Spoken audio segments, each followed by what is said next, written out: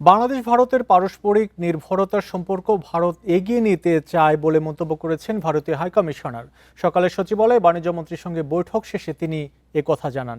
এ সময় বাণিজ্যমন্ত্রী জানান, বর্ডার হাট পুনরায় চালু করা সহ বাণিজ্য বাড়ানোর পথে বিদ্যমান বিভিন্ন সমস্যা সমাধানের বিষয়ে হাইকমিশনারের সঙ্গে আলোচনা হয়েছে।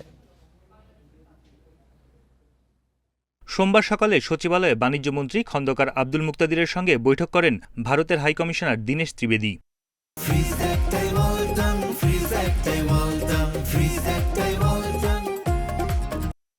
বৈঠক শেষে সাংবাদিকদের ভারতীয় হাইকমিশনার বলেন, রাজনৈতিক টানাপোড়েন থাকলেও দুই দেশের অর্থনৈতিক সম্পর্ক এগিয়ে যাবে। অর্থনীতি এগিয়ে গেলে রাজনীতিও তাকেই অনুসরণ করবে বলেও মন্তব্য করেন দীনেশ ত্রিবেদী। বলেন, ঢাকা দিল্লি পারস্পরিক নির্ভরশীলতাই স্থায়ী সমাধানের পথ। এই সম্পর্ক আরও এগিয়ে নিতে চায় ভারত। আমাদের অফিসার আর বাংলাদেশের যে বাণিজ্য মন্ত্রণালয়ের অফিসার, ওরা রেগুলার টাচে থাকা দরকার। দেখুন, দুদিকে আছে, একটা পলিটিক্যাল লেভেল ওটা থাকবে, আর সবসময় আমি বলি যে ডেমোক্রেসিতে ইস্যু থাকবে। দীনেশ ত্রিবেদী বলেন, রাজনীতি ও অর্থনীতি দুটোই গুরুত্বপূর্ণ। দুই দেশের সাধারণ মানুষই শান্তি চায়। দুটি রাষ্ট্রের মধ্যে ছোট বড় বলে কোনো বিষয় নেই। ভবিষ্যতে বাংলাদেশ ভারত যৌথ উদ্যোগে পণ্য তৈরির সম্ভাবনার কথাও তুলে ধরেন তিনি। ইন্টারডিপেন্ডেন্সি ইজ এ পার্মানেন্ট সলিউশন। যে আমি আপনার উপর ডিপেন্ড করছি উন্নয়নের জন্য, আর আপনি আমার উপর ডিপেন্ডেন্ট করছেন, আর এই ডিপেন্ডেন্সি হচ্ছে একটা ফ্যামিলি।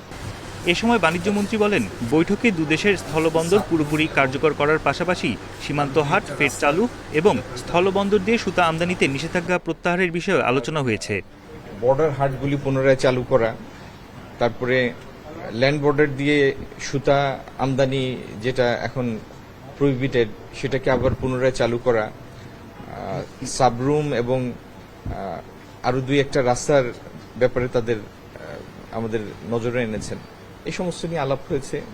বাংলাদেশ ভারত বাণিজ্যিক সম্পর্ক এগিয়ে নিয়ে যাওয়ার ব্যাপারে আলোচনা হয়েছে। ঢাকা দিল্লির মধ্যে বর্তমানে প্রায় 12 বিলিয়ন ডলারের দ্বিপক্ষীয় বাণিজ্য চলমান। আগামীতে তা আরও বাড়ানোর প্রত্যাশা তুলে ধরা হয় বৈঠকে। বনি ইবনে কামাল, ইন্ডিপেন্ডেন্ট নিউজ, ঢাকা।